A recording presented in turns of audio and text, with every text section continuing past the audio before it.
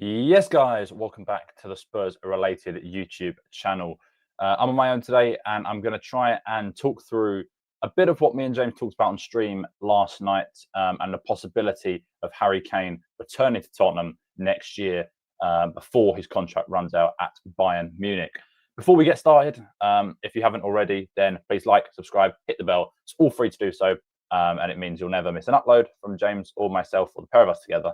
And yeah, the support does not go unnoticed. It's been fantastic of late, even after the transfer window. So we're very grateful for that. And yeah, we want to keep this going. So we're going to hit 10K by the end of the season. Not that far off 5K now. The growth in the last couple of months has been immense. So and on behalf of James, thank you for that, because that has been incredible. Also, as well, if you want to support financially, then you can with memberships, which will be in the description below. Right, let's talk about Harry Kane. Let's talk about Harry Kane, which is the first time it feels like any of us have spoken about Kane in Tottenham context in a few years. But there was a German journalist, Honig Stein, who went on TalkSport, and he said that he thinks that Bayern Munich are braced for the possibility that he will leave prior to his contract ending in 2027, and that Nicholas Jackson is there to be the backup, but maybe his eventual successor. Which, first of all, is a hell of a downgrade, but that's not the talking point. I mean, it's very interesting, right? So if Kane's going to go, you could argue, well, where's he going to go? And you look through Europe, he's probably not going to go to PSG. He's not going to go to Arsenal. They've just got to sign Gyökeres. Man United have just signed Sesko. City have just signed Haaland. Liverpool have just signed Isak and Ekitike. Chelsea have signed João Pedro and Dalat. So it would make the most sense if he was going to go anywhere. I guess to Tottenham again. Newcastle obviously signed Voltemade as well. So Tottenham in England, I think Barcelona as a Lewandowski replacement is a possibility as well in Spain. But I think they're probably the two only clubs that he could actually leave to right now, because I think everyone else has good young strikers that they're probably happy with and want to keep. So there's a possibility this does happen, right? Yeah, I mean, the three possibilities are he obviously stays at Bayern Munich, he leaves and comes to Tottenham, or he leaves and goes elsewhere. Now, I'd like to hope that him coming to Tottenham there's a bigger chance of that than him going elsewhere. He scored for England last night away in Serbia. As I'm filming this the day after that, scored in both England games. I'm pretty sure. Not that I've been watching them that intensely. But yeah, I mean, listen, it could be really exciting if Kane was to come back. Obviously, I'm not getting too excited yet because it's not actually that concrete yet. But there's certainly a possibility that this is something that could happen, which is obviously very exciting. His goal record, I'll get it up there, speaks for itself. I mean, this is only since 2017, but I mean, that 17-18 season where he hit 41 in 48 games of all competitions. I mean, there's some unbelievable numbers in there, right? Some crazy numbers, even in the last 2 years. I mean, at Bayern Munich, obviously, the argument is he's there playing for a superpower in Germany, who are in a much weaker league as well. So maybe as he gets older, if he came back to the Premier League, he's not going to be at that same level that we saw him at. Certainly in 2022, 2023 is the latest in the Premier League. But listen, that I have no doubt in my mind that he could come back and I think he'd score 15 probably goals. I think he'd play in a deeper role with another striker. You have to keep players with pace around him, the likes of Kudus and a Savinho maybe if he came in. Brennan Johnson and Kolo Muani as well would be important players around him that are explosive and can hurt you with pace. Because obviously he'd be slowing down and tiring a little bit, but he can drop deeper. He can play balls through and in behind. So I mean, his assist numbers have risen dramatically as well since. His passing was always good, but his assists have now risen. He's in double digits in the majority of the seasons he plays now. So yeah, I mean, it's certainly one that would be very exciting, and would obviously unite the fan base and bring people together in that sense. I imagine it'd cost you probably 55, 60 million. So it's doable. It's certainly doable. I mean, ultimately, it depends on whether he wants it, whether Thomas Frank wants it, and whether the clubs want it, right? If Tottenham don't want it and Thomas Frank doesn't want it, then I don't particularly, I'm not going to sit here pioneering for it. If Thomas Frank sits there and goes, I really want him, I want him to be a Tottenham player, then of course I want him to play for Spurs. And so that could be very, very exciting next summer.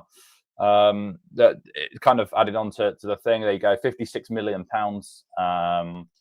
There's a clause in his contract which is set to come in 2026, which would allow him to leave £56 million. It's Bayern Munich has a contract until 2027, and so it'd probably be the last time that they could get some of that money back. Especially if I saw there's an obligation. I know it's quite a hard one to meet, but there's an obligation on Jackson at 70 million. And obviously they will, I imagine, go and find the next young one, and they've had Kane for a couple of years. So listen, it would make sense. Apparently he has a strong desire to return to England following the World Cup. And as I say, I don't think there's many options in England for him right now. I think we're probably the most logical one. I think this is probably something that can and quite possibly will happen, which is very exciting. Obviously, taking us all back a couple of years. And sometimes I think maybe we live in the past a little bit, and that's not in any, in any bad way, but with Pochettino always wanting them to come back, and I was part of this as well, by the way. But Eriksen, Dele, all these guys, that's fine. But now it feels like this could actually happen, and that is quite exciting. On the flip side, though, as me and Jay spoke about last night, there's been times where he's spoken slightly distastefully against us since he's left. He said, playing for Bayern Munich, you're playing the biggest games every season, year after year, and I think that puts you on that stage. I had moments at Spurs where we did that. We had some really great years where we were challenging for titles. I had those moments at Spurs, but not on a consistent basis. It wasn't year after year. Which is, listen, that's as honest as that is, he was part of that. And that's a problem I have with this. He was part of that. We gave him a platform where he had cup finals. He didn't score in any of them. And that's no disrespect or shade to him or whatever, but it's true. We certainly had moments where we could have won things, and maybe could have been more consistently competing. And as fantastic as he was 99% of the time, sometimes in those cup games he didn't perform. On those cup final games he didn't perform, and so that's as much as I agree with what he says. I'm a little bit skeptical to truly buy into that idea, because I do think at times we gave him that platform to compete, and he, as much as we didn't compete, maybe as much we would like to, he was also part of that problem. As I'll blame at the time Sonny and all of them, because none of them performed to that level in the final, in finals, should I say. But yeah, Kane was one that never really did, and so I think it's quite a rich comment to make.